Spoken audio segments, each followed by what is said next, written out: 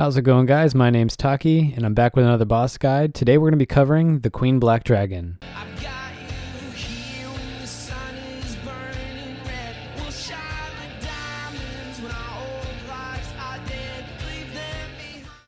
Welcome back to another video, and thanks for tuning in. If you're new to my guides, you can find timestamps for everything that I'll be talking about in the description box below. Let's get started. Before we talk about the specifics of this boss, I thought it was worth discussing why you should be killing the Queen Black Dragon for people that are completely new to it. The Queen Black Dragon has historically been a consistent source of GP into the game, and it's definitely one of those sleeper bosses that you don't hear people talking about too much. When you start getting consistent kills here, you're going to be getting very decent combat XP and profit per hour. This boss can also be used to practice movement abilities and situational awareness that will help you in more difficult boss encounters. I find this boss to be genuinely fun, and I hope you do too. Now let's go over the recommended stats and unlocks. Being an old boss like it is, the Queen Black Dragon doesn't really have a high barrier to entry. The following list is just a guideline. You can certainly get kills on this boss without some of the things that I'm going to be mentioning. First, you're going to want to have a minimum of 80 range, and that's primarily due to the boss's high defense that you're going to want to hit through. 80 herb is also a significant point, as that's the level that you'll be able to spicy stew to create super anti-fires, which make this boss a breeze. You can certainly get kills with just an anti-fire and an anti-fire shield switch, but it's a little bit more difficult to manage when you're new to PvM. I'd also recommend a minimum of 70 prayer so you can use the Rigor prayer from the Night Waves training ground. You don't really need to use a familiar here, but you should try to bring the best beast of burden you have access to when you are first learning this boss. Outside of this, if you have Invention unlocked, you should aim to perk out your gear with Dragon Slayer and Genocidal. This will increase your damage on the boss by 7 to 14% depending on if you're doing a Black Dragon task. You should also aim to complete Ritual of the Majorot to unlock Dragonbane ammo. This ammo can be used with charge bows and will increase your damage from 25 to 40% and give you a 30% hit chance, which makes this boss a joke, even if you have lower stats than what I'm recommending. Now let's cover some gear setups. In your weapon slot, you should aim to have a minimum of a crystal bow, but I would suggest that you use an attuned crystal bow if you have access to one, or a Zari bow. You are going to want to use these in conjunction with Dragonbane arrows. Feel free to upgrade these weapons to a higher tier if you already have access to something better. In your armor slot, you should aim for a minimum of Armadillo. If your stats are on the lower end, I definitely would suggest that you run this on Reckless or Sharpshooter to increase your hit chance and damage. As for rings, Asylum Surgeon's ring is going to be your best bet, but you can downgrade this to a Ring of Death, 6th Age Circuit, or Archer's Ring. In your necklace slot, aim for an Amulet of Souls, especially if you have Soul Split unlocked. A Reaper necklace will definitely help your hit chance on the boss if your stats and gear are on the lower end. In your cape slot, bring anything between a Killin' Cape and a Ava's Alerter. In your pocket slot, you should be using a Scrimshaw of Cruelty or a God Book. Now let's go over the mechanics of the boss. There are 8 mechanics in this boss battle that you'll have to deal with depending on your kill speed. I'm going to talk about each of these in isolation before putting them together in an entire kill video. The Fire Wave is the boss's most basic mechanic, and there are 3 ways of dealing with this. The first way is you can just run through the fire. You will get hit with 750 damage. The second way is to simply just stand there. In this case, you will take 2 750 hits. But the easier way of dealing with this, especially if you're new to the boss, is simply to just walk through the gaps in the fire and flames. In this case, you'll take no damage. This boss can spawn up to 3 waves depending on where you are in the encounter. You will occasionally find that you take no damage when you walk through the fire, but it's not consistent, and you should always weigh the cost of walking to a gap if it means you will lose damage. In this case, I dropped the swiftness as a wave spawned. I walked through the first wave and took no damage, but the second gap lined up with my swiftness, so I moved over to it. This mechanic used to be more of a challenge back in the day, but with Revolution, you shouldn't have too much of a problem moving and getting off abilities. Throughout this fight, the boss will also spawn Tortured Souls, and they give you a very nice audio cue that you can react to. They also give you a message in your chat box. When you hear or see this message, you're going to want to walk through the Tortured Soul to hit them with their own attack. The boss will spawn 1, 2, and 4 Tortured Souls at any time depending on where you are in the fight. If you mess this up, it's not a big deal, and you shouldn't be dying from this, especially if you tank all of the hits. If you leave any Tortured Souls alive, they can be pulled to the side of the area to start the time stop mechanic, which will freeze your screen while the boss and ads continue to damage you.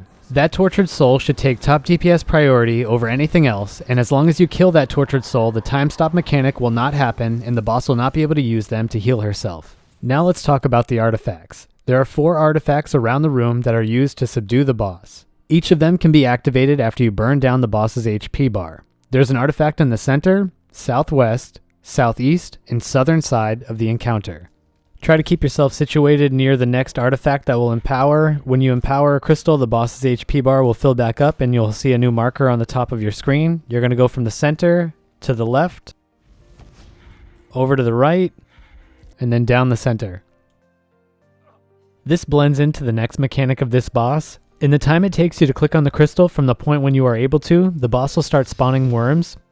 This isn't a big issue as long as you have decent gear and defense, but you're going to want to burn these down if you're a lower level.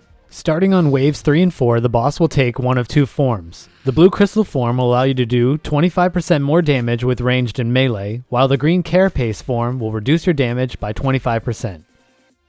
The last mechanic of this boss is the extreme dragon breath, which only happens on the last phase. During this attack, the boss will pull her head back before showering the arena with a powerful attack. Damage to this can be mitigated by standing off-center. Now let's quickly cover how to make an RCB. First, you need to bring a coral crossbow and each of the 4 pieces of the crossbow to the dwarf north of Mudskipper Point. He will construct an unfired royal crossbow. Then you should keybind the crossbow on your ability bar and go into the boss on practice mode and wait on wave 4 until the boss uses the extreme dragon breath attack. When this happens, go to the center and hit your keybind to brandish your RCB. Now that we've covered all the mechanics, let's take a look at some kill videos. The following kill is what I would consider an average kill time to look like if you're just starting out, have low levels, and don't have decent gear. This kill was done using full superior spined armor with an RCB. Start off by positioning yourself near the middle crystal and start building up to 100% adrenaline. You can use things like combat dummies or adrenaline stalling before the encounter starts, or you can use adrenaline pots during the encounter to speed this up.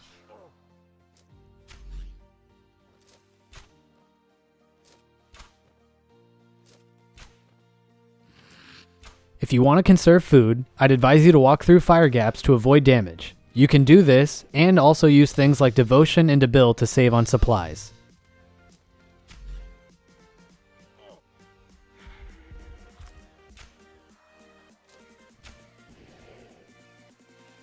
When you reach 100% adrenaline, get into a Death Swiftness and start burning down the boss.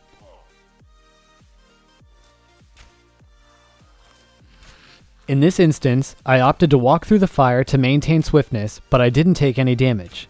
The next gap was over my swiftness, so I could keep DPSing and move over to that gap. At this point, you need to be ready to go to the southern crystal as fast as possible. You can use things like Bladed Dive and Surge to make this happen, or you can walk and use Escape to get back to the central platform. If the boss spawns any groutworms and you are a lower level, you should probably take them out to conserve supplies, as they have pretty decent accuracy. At any point the boss goes blue, it's your time to use your highest dealing thresholds to get the most value. Aim for things like Tendrils, Snapshot, and Rapid Fire.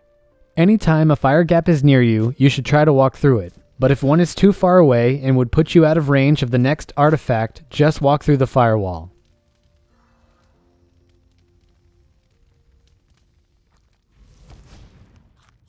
Wave 4 is where things can get a little spicy. You should start off by killing any groutworms that have spawned to give yourself some breathing room.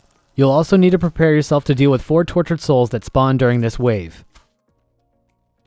If an extreme Dragon Breath attack goes out, you should only be taking 750 ticks if you are off the center of the platform.